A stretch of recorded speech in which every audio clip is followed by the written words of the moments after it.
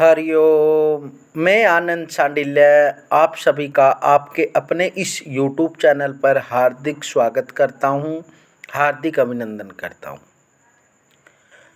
दर्शकों, आज एक दृष्टांत बताएंगे, छोटा सा। वैसे कोई भी दृष्टांत छोटा बेशक हो, लेकिन उसका भाव क्या है, उसका अर्थ क्या है, उसकी समझ क्या है, उस पर निर्भर करता है। क्योंकि जब हमारे जीवन में हमारे गुरु मिलते हैं, हमारे माता पिता मिलते हैं, हमारे जितने भी रिलेटिव हैं हमको मिलते हैं, और हम क्या कर देते हैं, हम उनकी महिमा को नहीं समझ पाते। हो सकता हम किसी ज्ञानी के पास रहें, लेकिन उसके पास रहते हुए हम उसको पहचान नहीं पाते। लेकिन हमारे शरीर, मन, आत्मा को तो पता होता है भाई ये ज्ञान है इसको, लेकिन हम उस पर अमल नहीं करते। कब करते हैं? जब वो हमारे से बिछड़ जाता है, तो तब हमारे को बहुत ज़्यादा खिन्नता होती है, बड़ा पश्चाताप होता है, बड़ा अफसोस होता है, और मन में सोचते हैं कि मैं उसके पास रहता था लेकिन उससे कुछ भी मैं अर्जित नहीं कर पाया। इसी प्रकार हर व्यक्ति किसी ने किसी को लेकर पश्चाताप करता ही रहता है, क्योंकि जीवन में परमात्मा सभी जनों को एक अवसर ऐसा देता है जो हमारे को कोई योग्य व्यक्ति मिलता है। लेकिन जब समय होता उस योग्य व्यक्ति के पास रहने का, तो हम उसे ज्ञान अर्जित नहीं कर सकते। लेकिन जब वो समय निकल जाता है तो फिर हमारे को उसकी याद आती है। हम बड़े पश्चाताप में डूब जाते हैं, बड़े विचार करते रहते हैं। तो उसी प्रकार जब हम जीवन में कोई भी हमारे को कोई व्यक्ति मिलता है, उसको हमारे को पहचानना बहुत ही जरूरी है, क्योंकि समय का चक्कर चल रहा है। जैसे घड़ी की सुई चलती है, इस प्रकार समय चल रहा है। हर एक ज्ञान देने वाले व्यक्ति मिलेंगे, माता पिता आपको कहने वाले मिलेंगे, बुजुर्ग वृद्ध आपको समझाने वाले मिलेंगे, गुरुजन आपको समझाने वाले मिलेंगे, लेकिन हम उसकी बातों पर अमल नहीं करेंगे।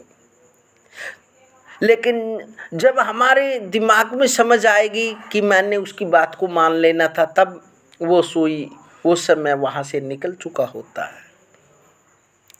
इसलिए व्यक्ति को पहचान करनी समय की जरूरी है। एक छोटा सा दृष्टांत। एक निर्धन मजदूर के पास अपनी मेहनत के अलावा और कुछ नहीं था।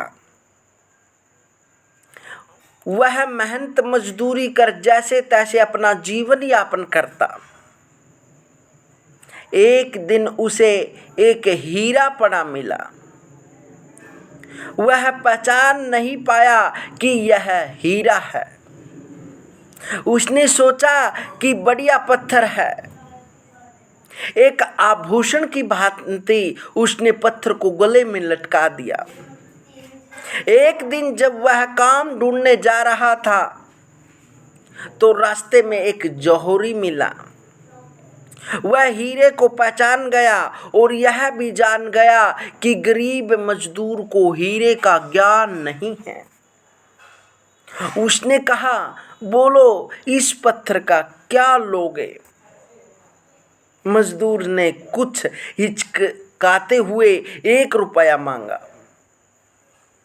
चालाक जौहरी ने 4 आने में हीरा खरीदना चाहा, किंतु मजदूर ने मना कर दिया। कुछ आगे जाकर मजदूर को दूसरा जौहरी मिला। उसने भी हीरे को पहचान कर मजदूर से उसे खरीदना चाहा।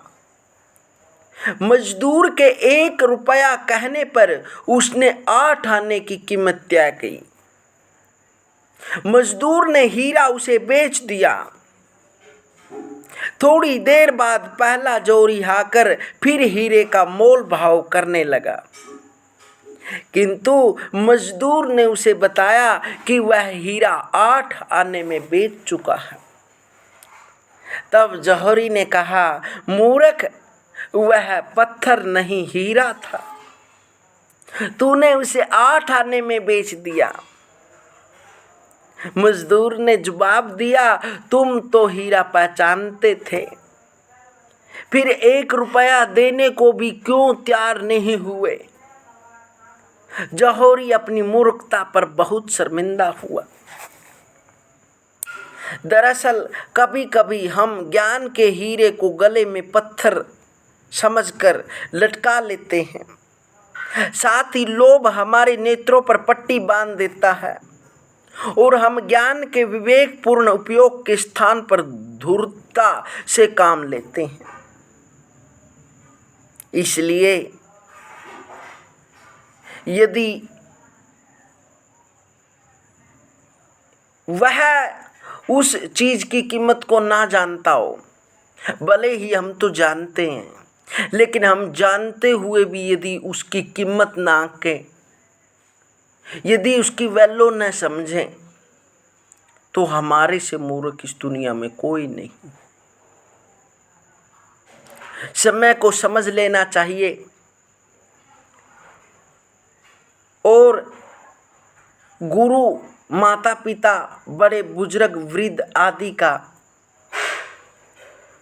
कहना मान लेना चाहिए। वो जो कहते हैं ना, वो दिल से कहते हैं, कभी भी मुख से नहीं कहते। मुख से तो ठीक है, बोल देते हैं वाणी से, लेकिन उनके अंदर जो बोल आया है वो केवल उसके हृदय से आया है। इसलिए हमको पहचानना जरूरी है। दर्शकों, यह दृष्टांत आपको कैसे लगा कमेंट के माध्यम से ज़रूर बताएं। मिलते हैं दर्शकों अगली वीडियो में, तब तक हरिओम।